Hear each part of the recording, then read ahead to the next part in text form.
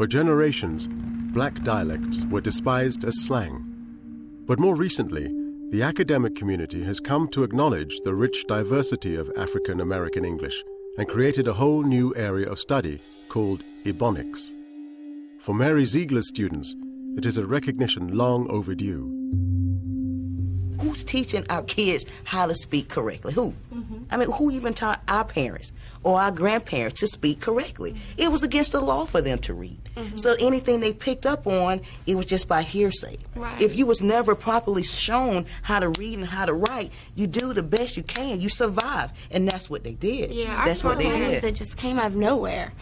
It has roots in West African languages. Right. And people don't be trying to understand the historical background of exactly. it. Right. It's not about this is bad and this is good. We got to get out of that dichotomous thinking. Right. It's not bad and good. It's about teaching our kids what will enable them to be more successful in life, but not sacrificing what they already know. Like if your son comes home one day after a long day at school, it says, "Mom," you ask him, "Son, do you have homework?" And your son goes, "I ain't got no homework." Right. Your son does not mean, "Mother, I do not have any homework." Right. Your son means, "I ain't got no homework." Exactly what and he said. it actually makes sense. Right. Folks just don't realize that when we be talking like that, we understand each other. And it's just a different way of expressing. Some things you just can't be saying in standard English. As my students demonstrate all the time, they can read and they can speak in standard English, but when they get together, they prefer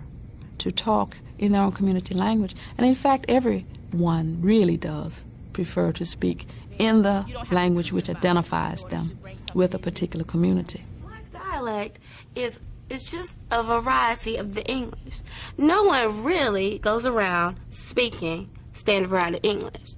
The people that are really talking to our kids about, saying, you all don't need to speak that, or what y'all speaking, or that's slang. Right. They're speaking their own variety. People do not know The difference between slang and dialect. Is Exactly. And slang is so widely accepted by both communities. I mean, you really don't know. I never have tried to hide how I speak. That's me. And that gives me identity. I want to be me. I don't want to be like everybody else. And if my language identifies me as somebody else or as part of the AAVE community, that is just fine with me, because that's me and that's my history and my family history as well. Yeah. It's because of the influence of Africans in this country that English has developed in the way that it has. And in fact, it's the presence of Africans in this country that has caused America to develop the way that it has.